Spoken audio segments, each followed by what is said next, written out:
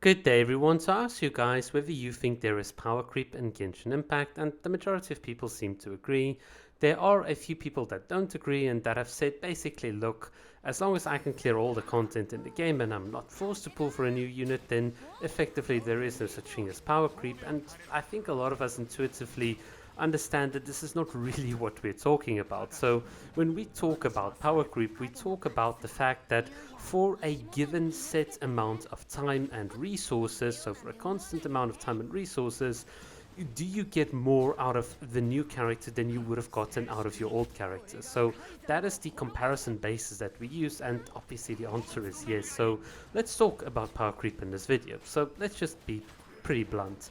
When it comes to 5 stars and their constellations, I can confidently tell you, as someone that has multiple C6R5 5 stars, yes, there is power creep, and it is absolutely disgusting.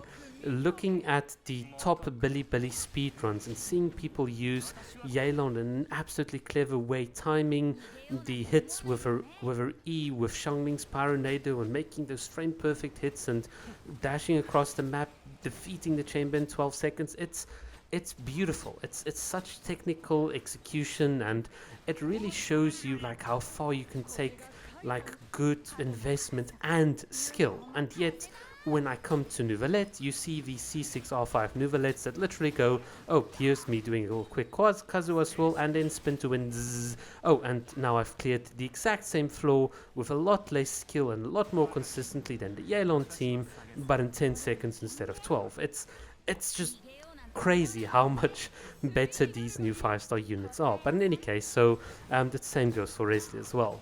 And in my opinion, let's talk about the C0 take, because when we look at 5 stars at a C0 level, things are oddly enough far more balanced out, and I think you'll find that for new players it's a pretty much a no-brainer. They are just going to be able to do what we've been able to do as old players, but just a lot more quickly and easily.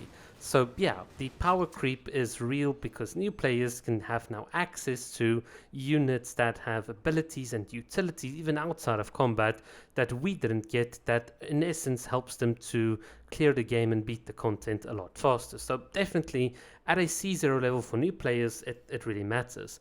But for older players, for those of us that have been around the block for a few times, you really understand that because you've got a number of units that have really good artifacts that are max talent levels and whose rotations you've perfected, the value of a new unit at C0 is obviously perhaps not that clear cut, precisely because it will take quite a lot for this new unit to improve upon your existing optimal rotation. In other words, if you think about it, the marginal contribution of adding a new unit in terms of your clearing times and how consistently you can do things in this Power Abyss might not be that obvious at a C0 level, and this even despite the fact that on paper, or like in terms of GC sim or spreadsheet calcs, or in terms of what everyone is saying, you might feel like, yeah, this unit is supposed to power creep, but it just doesn't feel like that. And it's a position I can perfectly understand why people might be hesitant to say that yes, there is power creep in the game, but it's not as practically significant. But regardless, from my perspective, if I had to look at this game as someone that has a C0 account and a C6R5 account, someone like Nouvelette is very obviously like power creep, because even though I said that you might have already existing optimal teams and rotations, it's also obvious that if you're a long-term player, how easy it is for you. Well, for me, it was very easy to adapt to Nouvelette. He's extremely forgiving and easy to play at C0 even. You don't even need to see one for the interruption resistance if you really know what you're doing. And just being able to pick him up and be so effective, for me at least, signaled that at a C0 level, yeah, this is indicative of power creep. And obviously, Nouvelette's not the only one that we can talk about. Characters like Nehida, Nilo, some of the other older units, when we had Yelan coming out, etc., they're all units that honestly have added to this. And I think the one thing that would have been extremely nice from Hoyo to do would have been to give us an optional floor 13 in the Spiral Abyss where you can choose any of the previous Spiral Abyss floors to go and clear, because we've got the footage. We know exactly, like when Hu Tao was in her prime, how long it took her optimal teams to clear the Abyss. And I imagine being able to go back and say, well, how would this look under a Yelan team, under a Raiden Shogun team, under a Nivelette team? Because if we can then have those numbers, we can then comparatively see, would there have been a consistent power creep between the clearing times and the amount of damage these units can deal and so on. I think that would ultimately be a very good way of telling that there is power creep in the game. I also feel that the issue of power creep is something that Hoyo can solve not by adjusting numbers and or doing things like that, but rather by giving us more gameplay modes. Imagine there was a survival gameplay mode or a gameplay mode where you had stage effects every week. So one fun thing could be that, like, the Hoyo devs see that, oh, we've got a new combat game mode and Xiangling is performing too well, so next week we're going to nerf her by reducing the total damage output by all off-field deployables from pyro units by, I don't know, 50%.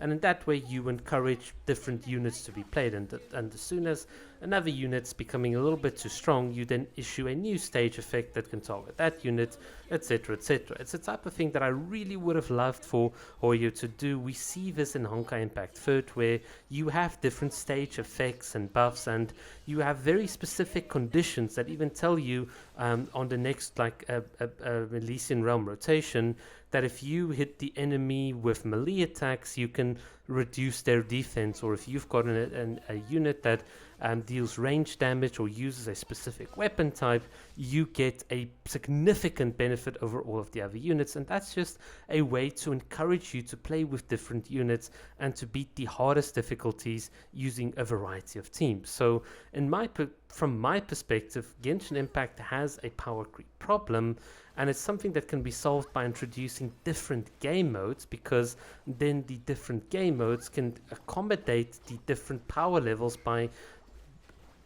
artificially buffing and nerfing up different characters' effectiveness in that game mode, and hence the whole thing about a base unit's numbers would not really be such a problem.